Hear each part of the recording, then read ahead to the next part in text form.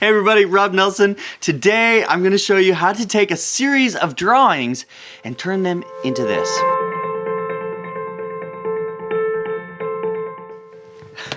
I tell you, it is really cold in the studio today. That's why I have my thick jacket on. What happened, the reason I'm making all of this is a fairly simple technique. It's something that I think everybody should be able to know how to do, because taking a piece of paper and drawing something out and then moving it through time to show progression is something that can tell a really interesting story, and it doesn't take a lot of skills. You don't have to know a whole bunch of computer programs. All you have to do is take those photos and start snapping them away. Well, recently I got an email here from Nate.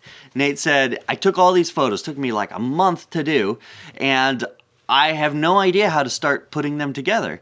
And so I said, well, gosh, so first of all, send me those images. I'll show you how to pump them out. It's super simple. And I'm hoping that this technique helps all of you out there trying to do the same thing. So essentially what we're doing is we're putting together a sketch drawing as a time lapse. I do a lot of time lapses, and this is a very simple technique. So this is how it's going to work. I'm going to show you the basics. So let's see what we got here. Essentially, he has all of these photos in 4 different batches. Really, the easiest thing is we're going to combine all of them together. Okay, I'm just going to create master pictures. Alright, I'm going to speed up through this process. Just basically, you're just going to open up each batch, select the images, drop them in the master batch. Alright, so I got everything into one folder, and I did a quick scan here of the master pictures. Essentially what we have is 12.82 gigabytes of pictures. It's not huge. But there's 15,839 items in that folder. And if you'll notice, the naming system on the original photos is image underscore 1, 2, 3, 4 decimal places. Basically, we have 9,999 images potential for that. And we have 15,000 images already. So we're going to have some duplicates. So to make all of these fit together in sequence, we're going to have to rename all of them. And this is one of the first techniques that I want to show you, because it's really nice, and it makes sure everything is going to flow smoothly from here on out. Because with these cameras, they basically start from 0 and they work up to 9,099, and then they go back. So you want to make sure if you're doing the whole thing sequentially in your editing program, it doesn't mess it up. And this is a really easy technique. So all you do is you select all of your images. So I'm going to go from there, and I'm going to go to there. And then what I'm going to do on a Mac, and to be fair, I don't know how to do this on a PC. You go up to Automator. Now Automator, basically what it does is it allows you to do different commands. So the very first thing, and you know what, this is my automated command. I'm going to just delete all of this so you can see what I'm doing.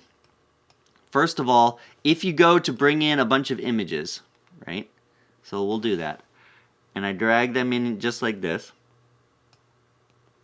Then the first thing it's going to do is it's going to create an action for you, and that is get finder items. And then what I'm going to do is I'm going to rename. So I'm going to drag rename into there. And by doing that, it creates this little box, and you can do all sorts of different things. You can simply add the date or time, add text, change case. You can make sequential, and that's what we're going to do. Or you can do any number one of other things.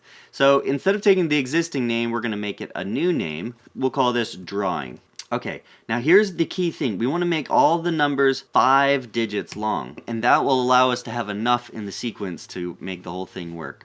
So essentially this is more or less how it'll work, 00001 all the way up to 15,300 something.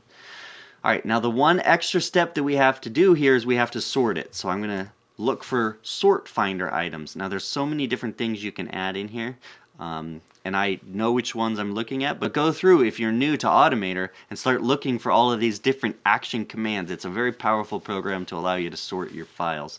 So I'm going to drag in sort finder items, sort by creation date, because I just want to know when he took the picture, and then we'll make it ascending so that it starts with the earliest and it gets older. And then all I do is I click run. And it's first of all going to take it in and sort all of those. 15,000 of them. It takes a second. And then it's going to rename them. And there you go.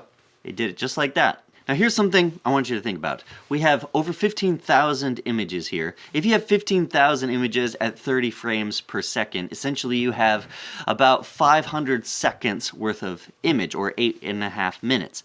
And that's a lot of footage to condense down into just a very small time period, because maybe we only want 10 to 30 seconds. So in the future, Nate, obviously if you're doing this again, maybe you want to take half as many photos or less.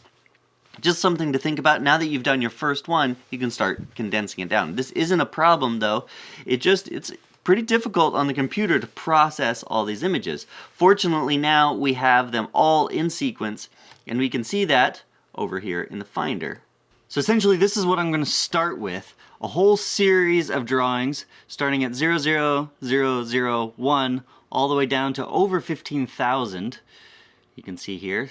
And this is really what you have to do to get yourself to be able to import it. And I'm going to show you how to do it in After Effects. Okay, we have After Effects open. This is how it works. First, we're going to go to Composition. We'll go to New Composition. And I'm simply going to select a 1920 by 1080 image size. Okay, something like that. That's how you might export this. And the images aren't big, so there's no reason to go too much bigger. Okay, now I'm going to go over here in my project tab, and I'm going to right click and say Import File. Now what's really handy about this is it's going to allow me to select one image in the sequence, and it's going to pull in the entire sequence in alphabetical order. And that's really why it was so important to alphabetize everything like we did in the previous step in Automator. Okay, so all I do is I select the very first one, and then go down here and look at this little tab. It is checked. It says JPEG sequence. And you could, in theory, say force alphabetical order. They're already in alphabetical order. I don't need to check it. I know it'll work. But if you uncheck it, it will only import that one image. We want it to import the sequence, so you click that and leave it. We say OK, and it does its thing. Okay, that was pretty quick. Now here is your image sequence. Now if I drag it over here into the composition, more or less like that, then what you can see is that we have a very large video file. And I can hit play and just watch what happens. Here's one thing I want you to notice. Watch as we play this. You see how as Nate is drawing on this piece of paper, it's shaking around a little bit, and you can see it right here in the image. Well, the great thing about doing it in After Effects is there is a way to fix that. And what you're going to do is you're going to put warp stabilizer on it, and then you're going to render it out. And one of the great ways to figure out where things are is I go up to help and I go warp, and I start typing in, there's warp stabilizer, so I know it's under effects, warp stabilizer. And I click on it, and that puts it onto the clip. Pretty much everything's going to stay the same, except right here I don't want to stabilize, crop, and auto scale. I just want to stabilize it only. And that'll make sure that I more or less keep the entire frame, and it will stabilize as it goes back and forth. And it's going to do its thing in the background. Alright, and it's done. So now what I'm going to do is simply export this, add to render queue. And then pretty much my settings are the same. I'll show you what settings I use though. I click best settings. I want to keep the resolution full, quality, best quality it can be. That's the size of my composition, which is how I'm also going to export it. Frame rate is at 30 frames per second. All that looks good. I'll click OK. Sometimes I like to export it as something else besides H.264. I recommend just keeping it at H.264 unless you're doing something with a bunch of animators or something and you have a reason to go further. And then all you do is go over here and click render, and you're good to go. Now you just got to set back and let it do its thing. Now this little initial sequence is without warp stabilizer, and I sped it up. Do you see how jerky everything is? It's not bad. That's how it would look if you just laid all the images together. But if you're looking at it and you're trying to see what's going on, it's a little disorienting. And that is what's so fantastic about doing it in After Effects. So let me speed up to the one where we did warp stabilizer. Okay, this one is with warp stabilizer applied to these images. And it's super, super smooth, which is fantastic. And what I want you to see is look over here at this edge.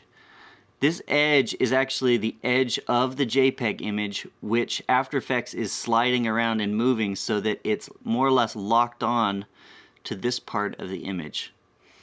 So you can then take this into any editing program you want, Final Cut Pro, Premiere, and move it around and speed it up if you want. Right now it's 8 minutes long, but it doesn't have to be that long. It can be 1 minute long, it can be 2 minutes long, 4 minutes long.